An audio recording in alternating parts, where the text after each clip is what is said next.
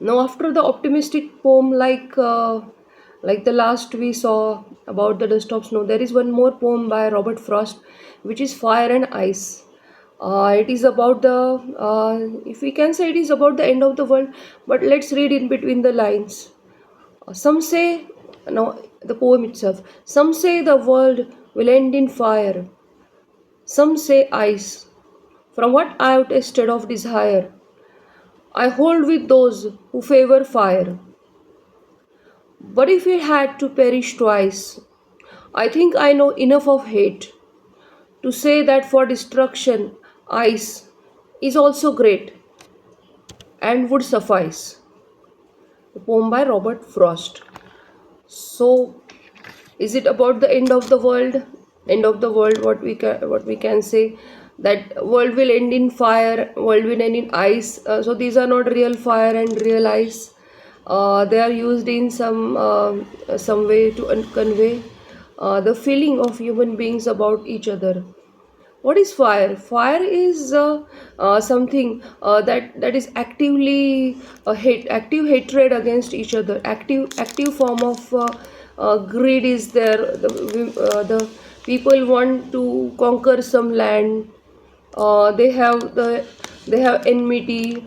They have active anger, and that is represented by fire. Like in the world, if there is some active destruction is going on, we can say the world is ending in fire. So the first choice, that how he feels that world can end, if it all it ends, it is by fire. It can be wars, it can be quarrels. The world falls apart when there is lot of conflict. So that's how the world ends in fire. But on second thought, he thinks that for destruction, ice will also suffice. Ice will be sufficient to destroy the world. Now, how ice? Ice is the indifference, that people don't have any feeling of brotherhood towards each other. They are not interested in each other's life. They want to keep to themselves. They are aloof. They are icy towards the world and towards their brotherhood. So that is also, in a way, the world is destroyed. There is no brotherhood, there is no harmony, there is no music in life. So what is the use of that? Is the world is destroyed? The ice will also be sufficient. That if you see, there are friends or there are classmates in the class. They fight with each other, and the whole class falls apart. That is the destruction of the brotherhood. But if they're very aloof and they are not interested in each other, they're just sitting like robots without any feeling. So that is also a kind of destruction. So that is also sufficient to say that the world is, that the class is no longer harmonious. We can say the same about nations.